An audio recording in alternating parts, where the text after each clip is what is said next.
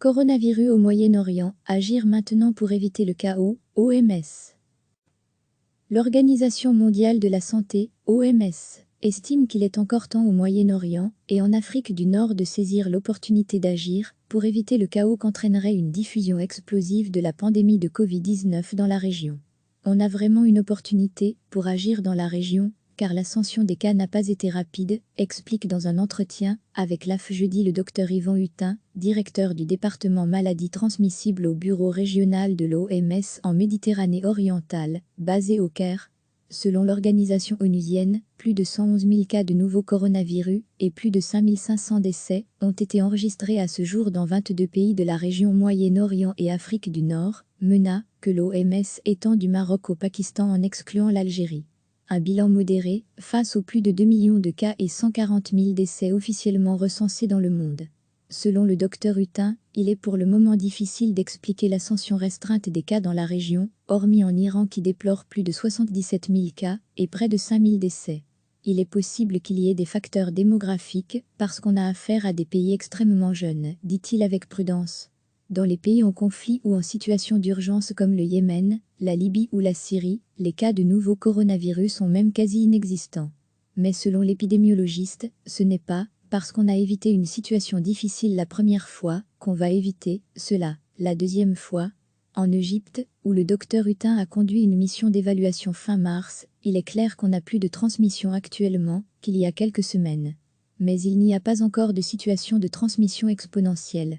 Pour éviter une situation comparable à l'Europe ou aux États-Unis, avec des dizaines de milliers de morts, il est nécessaire, selon lui, de mettre en place les piliers de la réponse. Engagement de la population, mobilisation des systèmes de santé, préparation des hôpitaux pour l'arrivée de cas sévères. Les choses qui peuvent être faites ne sont pas forcément très compliquées, dit-il en citant l'isolement de malades peu sévères dans des hôtels, des écoles ou des dortoirs de l'armée. Pour les cas sévères, on peut faire beaucoup en transformant des lits d'hospitalisation classiques en lits de soins intensifs. Autre mesure possible, pour éviter une explosion de la maladie Covid-19 dans la région, l'augmentation des capacités de dépistage, qui selon l'épidémiologiste peut se faire, avec notamment des petites machines, qui donnent des résultats de tests rapides. Selon lui, s'il est inévitable de passer à côté de cas, plus on teste les personnes qui ont de la fièvre et de la toux, plus on va découvrir de cas.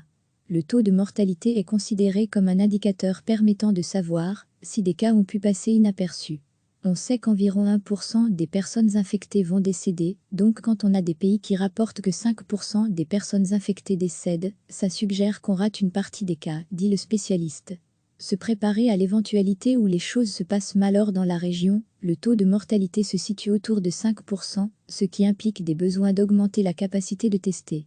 Étant donné la gravité potentielle et la capacité de ce virus à mettre à genoux le système de santé, la région MENA doit se préparer à l'éventualité où les choses se passent mal, alerte le Dr Hutin. La région, peuplée majoritairement de musulmans, s'apprête par ailleurs à célébrer le Ramadan à partir de fin avril. En prévision de ce mois de jeûne durant lequel l'activité sociale est intense, l'OMS a publié cette semaine une série de recommandations. L'annulation d'événements religieux devrait être considérée sérieusement, préconise notamment l'OMS, en rappelant qu'une distance physique d'au moins 1 mètre à tout moment devrait être observée entre les fidèles. Recevez chaque matin l'essentiel de l'actualité. L'Organisation mondiale de la santé, OMS, estime qu'il est encore temps au Moyen-Orient et en Afrique du Nord de saisir l'opportunité d'agir pour éviter le chaos qu'entraînerait une diffusion explosive de la pandémie de Covid-19 dans la région.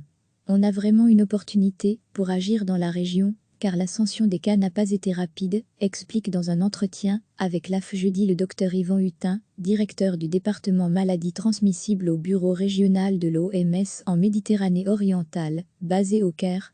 Selon l'organisation onusienne, plus de 111 000 cas de nouveaux coronavirus et plus de 5 500 décès ont été enregistrés à ce jour dans 22 pays de la région Moyen-Orient et Afrique du Nord, MENA, que l'OMS étend du Maroc au Pakistan en excluant l'Algérie. Un bilan modéré, face aux plus de 2 millions de cas et 140 000 décès officiellement recensés dans le monde. Selon le Dr Hutin, il est pour le moment difficile d'expliquer l'ascension restreinte des cas dans la région, hormis en Iran qui déplore plus de 77 000 cas et près de 5 000 décès. Il est possible qu'il y ait des facteurs démographiques, parce qu'on a affaire à des pays extrêmement jeunes, dit-il avec prudence.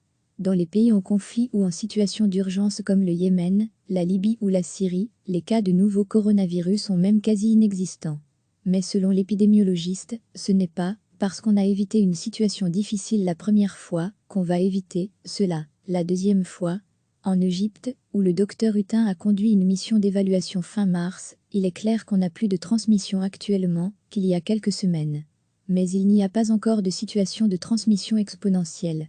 Pour éviter une situation comparable à l'Europe ou aux États-Unis, avec des dizaines de milliers de morts, il est nécessaire, selon lui, de mettre en place les piliers de la réponse. Engagement de la population, mobilisation des systèmes de santé, préparation des hôpitaux pour l'arrivée de cas sévères. Les choses qui peuvent être faites ne sont pas forcément très compliquées, dit-il en citant l'isolement de malades peu sévères dans des hôtels, des écoles ou des dortoirs de l'armée.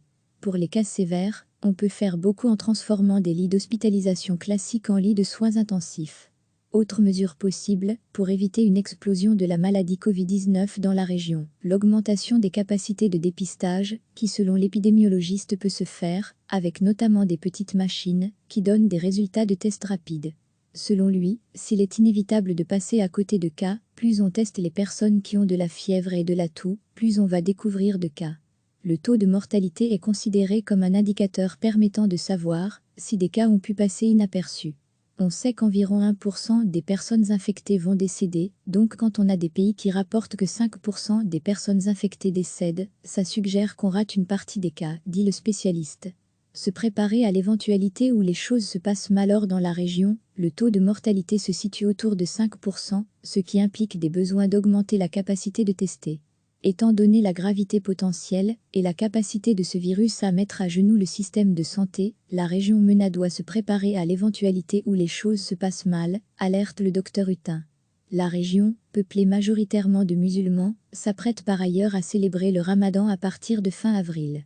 En prévision de ce mois de jeûne durant lequel l'activité sociale est intense, l'OMS a publié cette semaine une série de recommandations. L'annulation d'événements religieux devrait être considérée sérieusement, préconise notamment l'OMS, en rappelant qu'une distance physique d'au moins 1 mètre à tout moment devrait être observée entre les fidèles. Cliquez sur s'abonner pour recevoir les dernières nouvelles.